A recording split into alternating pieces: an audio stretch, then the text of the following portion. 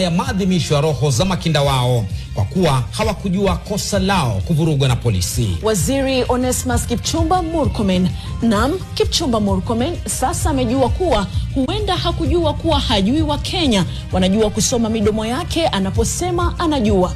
Waziri wa usalama wa taifa aliamua kwamba kumwaga mtama kwamba ana amri ya mamlaka kutoka juu ya risasi za kuua zitumike, naye akaamua kuitumia kama alivyosema.